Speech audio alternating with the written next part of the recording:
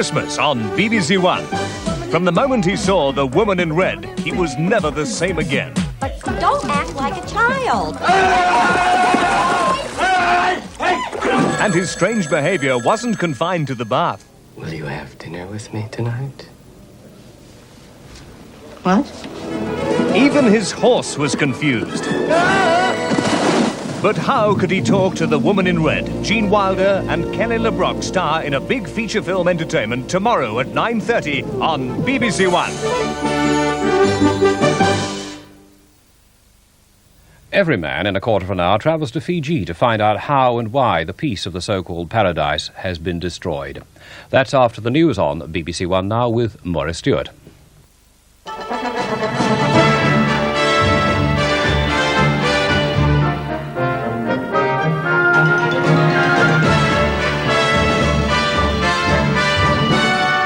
Paying for the health service, the minister promises change ahead. Robert Maxwell abandons his plans to buy Watford Football Club. More clashes on the West Bank as the Arab world condemns Israel's treatment of the Palestinians. And a new row over umpiring as England's cricketers struggle to save the test. Good evening. The Health Minister, Tony Newton, has said he'll be having top-level talks in the new year on the financing of the National Health Service. He and the Social Services Secretary, John Moore, will be meeting some of the top doctors who protested last week that the NHS was on the verge of collapse through a lack of funds. Mr. Newton said they'd be considering new ways of raising money, including better cooperation between private and public health care. Another possibility being looked at is charging hospital patients for the cost of their meals. Last week, senior consultants backed by Tory MPs went to Downing Street after a warning from 3 Royal College presidents that the NHS was at breaking point. Mrs. Thatcher's curt response annoyed many of her own backbenchers. Now, in a change of tactics, she's agreed that the Social Services Secretary, John Moore, should meet them next month to discuss their concerns. It's all part of the government's public relations offensive to persuade the voters that more money's being pumped in than ever before. At the Tory conference last October, Mr. Moore called for a great debate on how the growing demand for NHS services could be met from limited resources. Now the options are becoming clear. Ministers are considering bed and board charges in hospitals.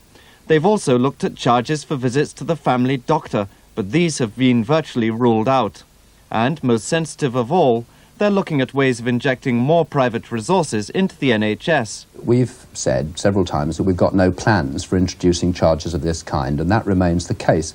On the other hand, if everybody wants us, quite rightly, the opposition, the media, the Royal Colleges, the medical profession, to be willing to take a fresh look at health service problems, and if we think that is right as we do, it seems senseless to get set in concrete about every possible idea. There are quite a number of people who suggest that given that people will not be buying food at home that they are consuming in hospital, that is something that could be looked at, and I wouldn't rule that out totally.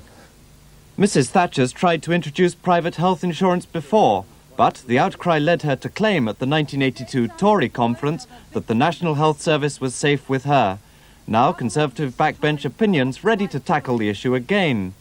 An opinion poll for ITV's Weekend World taken amongst Tory MPs shows majority support for bed and board charges and fees for GPs' visits.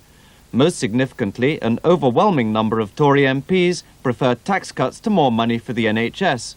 And tonight, Labour's Treasury spokesman Gordon Brown has responded by urging the Chancellor to limit tax cuts for the rich in the next budget to give more help to the NHS. The Liberal leader, David Steel, has said that he's ready to risk a split in his party if there's no other way of achieving the merger with the SDP.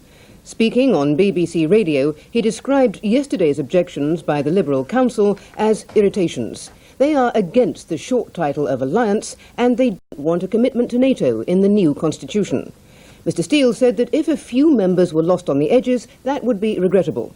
But the important thing was to satisfy the vast majority of members that the new party could make a credible challenge for the government.